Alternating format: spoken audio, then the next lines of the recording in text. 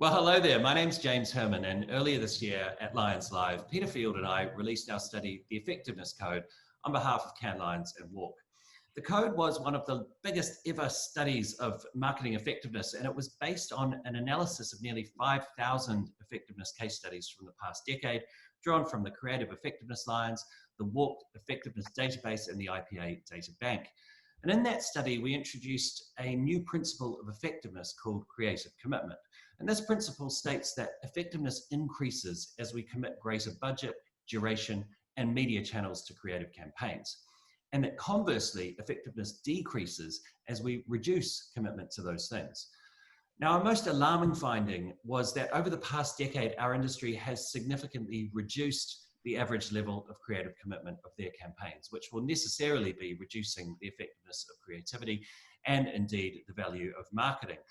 So today I'm going to talk you through some of the data behind this new principle. And I'm also going to talk to a couple of senior leaders in our industry here in New Zealand who I've got on this call with me about their observations and thoughts on how as an industry we might push for greater creative commitment to improve the effectiveness of our work.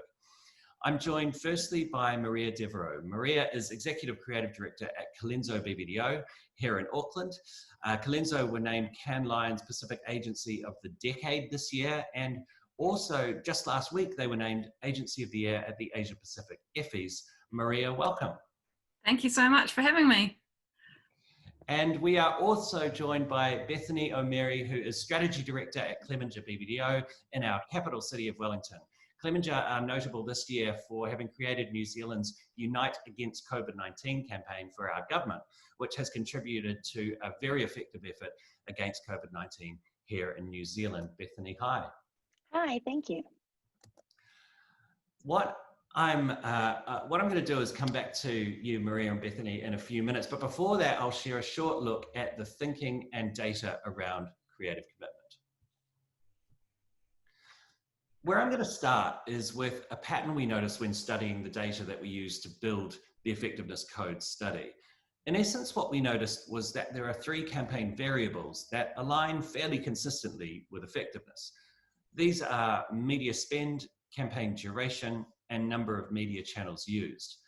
As any of these variables increase, campaigns become more likely to achieve high levels of effectiveness.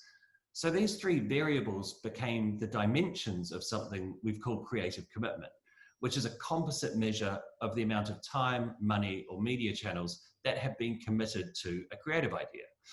Now, all campaigns have a profile across these three variables, and any campaign can be given a creative commitment score between 3 and 15 according to that profile. And as you can see here, the campaigns with high duration number of media and spend score at the top, those with low duration number of media and spend score at the bottom, and campaigns with a mixture score somewhere in the middle. So what we did was we scored everything in our databases, and then we looked at how those creative commitment scores correlated with effectiveness. And what we found when we ran the analysis on the Creative Effectiveness Lions winners is that there is a pretty strong correlation between creative commitment and effectiveness. As creative commitment increases, so does effectiveness. So then we went to the much larger Walk database of effectiveness case studies. There are over 3,600 from the last decade in that database. And when we ran that analysis, we found the same relationship between creative commitment and effectiveness. Again, we see that as creative commitment increases, so does effectiveness. And we also proved that it's not all about budget. Even at low budgets, campaigns increase in their effectiveness the more that budget is spread out across greater duration and greater number of media channels used. So even if we can't increase the budget, we still have two levers of creative commitment that we can use to improve the effectiveness potential of what we're doing. Now, this discovery excited us because it gives us a really simple rule that allows us to evaluate and predict the effectiveness potential of campaigns in advance of actually running them. Now, what Peter Field then did was looked at the IPA databank to see whether this principle held true against the effectiveness measures that he's historically used with the IPA data. And indeed, it held very true. The average number of large business effects created by a campaign increases as creative commitment increases. The percentage of campaigns reporting very large penetration growth increases as creative commitment increases. The percentage of campaigns reporting very large market share gains increases as creative commitment increases. And the percentage of campaigns reporting very large profit growth increases as creative commitment increases. So we're very comfortable that this isn't a spurious finding. We've tested the principle of creative commitment on 3 of the world's biggest databases of advertising effectiveness, and the principle holds true in all cases. If we want to improve our effectiveness potential, we need to be maximizing creative commitment, which is why we got a bit of a shock when we looked at the creative commitment of the whole industry across the past decade. Since 2014, we've significantly and continually reduced the creative commitment of our campaigns. We are spending less on campaigns, we're running them for shorter durations, and we're making use of fewer media. Now, every way we cut the data, it shows that effectiveness increases as creative commitment increases. And yet, year by year, our marketing and advertising community is decreasing creative commitment. And we are in no doubt that this will be reducing the effectiveness of the industry's campaigns, but more damagingly, it will be reducing the value of marketing.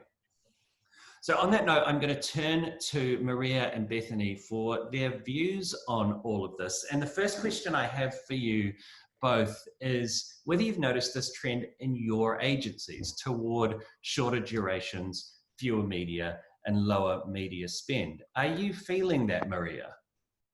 Yes, definitely. And I think I can't help but wonder if it is because people are reacting quite quickly to sort of business problems and challenges that arise. In some ways, I think it's better to slow down, like, work fast, but think slow, and just take the time to find the right problems to solve. And from that point, you can really start to sort of unpack what the right move is for the brand moving forward. Yeah. Bethany, are you seeing it down there in Wellington? Yeah, I totally agree. And I think, what Maria said, I totally agree with. And I wonder if we have romanticized the idea of being quick and experimental and adaptable. And in some ways, I think that gives us the sense that it's a smarter thing to do, to try and use a little bit of money and do a big bang. And I think that's what leads us down the path of things like an influential idea rather than trying to get further up the ladder. We usually seem to default to the view that smaller budgets will be more effective if we concentrate them around shorter durations or fewer media. Does it surprise you that this data shows that even at those smaller budgets, campaigns are more effective when that budget is spread out across longer durations and many media? Maria, did that surprise you? No, not particularly. I mean, if you think about it, as a brand, we're always trying to, form meaningful connections with people. And even like as humans, the longer time you've got to know someone else, the more of a connection you build. It's similar with a brand, in a very, very basic sense. The longer time I get to spend with you, the more I get to know you, maybe the more I get to like you.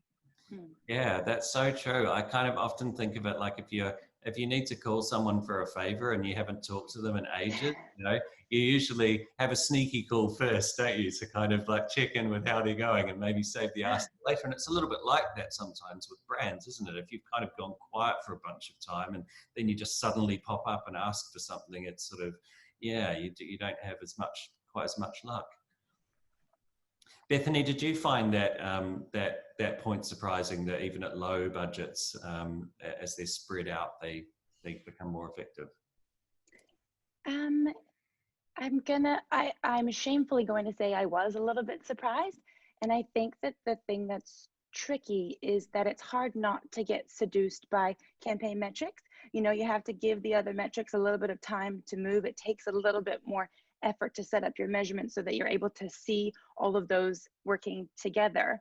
And I think, marketers are human beings as well. And nobody, we like to see that immediate feedback that something is doing well. And so often you can be rewarded, say, for putting all of your money into one particular media, because then it's easier to get that feedback just around that particular one. So in some ways I can see sort of the trap that we can easily fall into.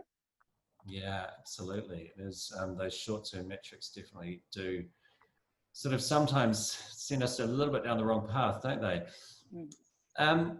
Now, setting the budget and campaign duration, playing with some of these kind of variables of creative commitment. When it comes to the budget and the campaign duration, it's kind of more often than not kind of the domain of the client really to set that. And then determining the media is usually the media agency and the client doing that work. And so creative agencies and creative people are often sort of left out of some of those conversations that they could be part of in terms of, seeking to drive greater creative commitment. Maria, what do you think creative agencies can do to better influence those variables of creative commitment? Well, I sort of wonder if we could relook at the traditional model that we use currently, and we've actually started to do that on one of our clients, Bank of New Zealand. If you think about it, it's a little bit like a relay race. The client passes a brief to the agency. Agency comes up with the idea, at which point there'd be discussions around budget, and the media company would be engaged, somewhere around there, and you'd sort of work out what the duration would be. We've sort of decided that perhaps we'll trying to build a team of people, which include a creative person, a media person, the client, obviously, the strategy, everybody that needs to be part of that team, and that little team move through the whole process together. So you've actually got media up front discussing creativity, and influencing the creativity from the outset, which seems to be working really well. And it sounds so simple and so common sense when you put it like that. Why do you think we don't just naturally do that? I don't know, and I have to say, now that we're working this way, I really enjoy it. Do you have clients in your agency, Bethany, who are taking a more long-term or kind of higher creative commitment approach? And are they faring any better? I think the best example of this would be our recent work with the government response to COVID. And so for that, we set up a platform or a brand essentially to carry all of the comms for COVID, which was Unite Against COVID. And it had a very distinctive look, a very distinctive voice, a very distinctive way of operating. And it had some very decent spend behind it. It also shot up in almost every media channel that we have available. And it has been rolling very consistently since we started the response here in New Zealand, which has been most of this year.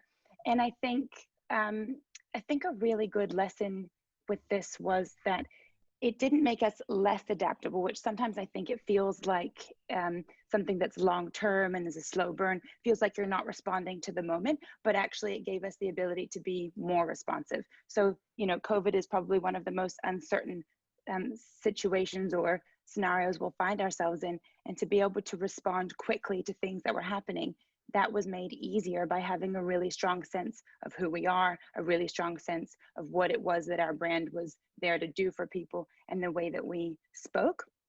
I think one of the tests that we got along the way was that when it started to get some real traction, we knew people were sort of recognizing and respecting what we were doing, there was a huge amount of pressure, particularly on the client, to start to change it up. So at one point, halfway through the process, we even explored fundamentally changing the way that we were operating.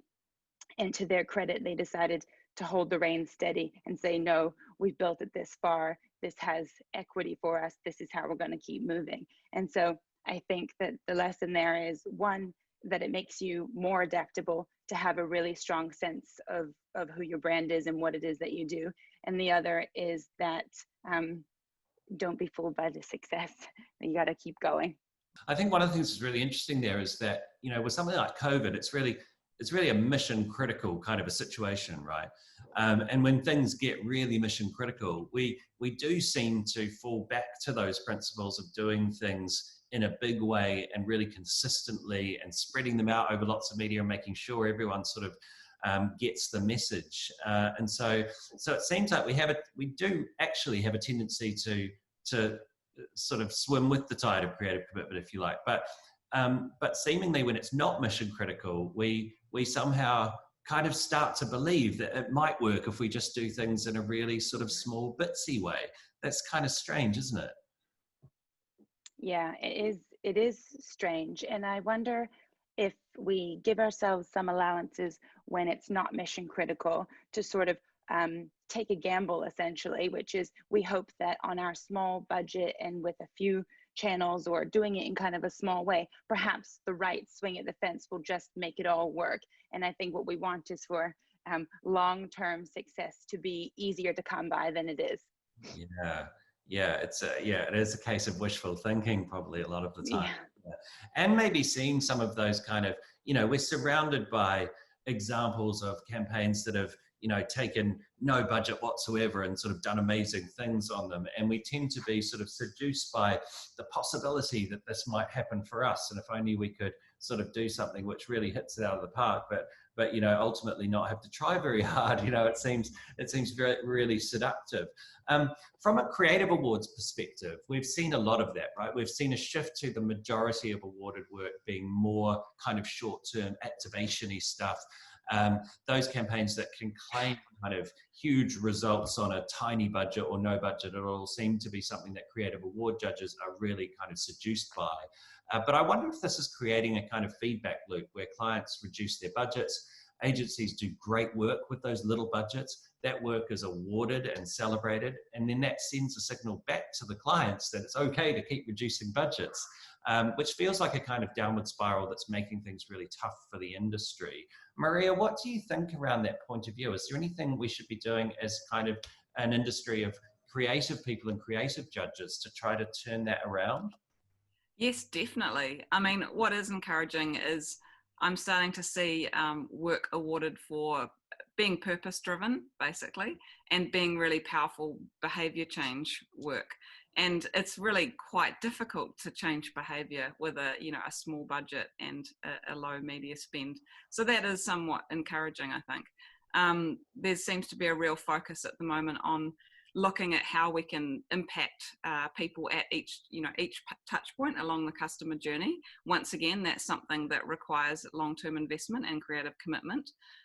So I guess my hope is that the things are changing for the better, and the work that's being awarded is sort of changing also.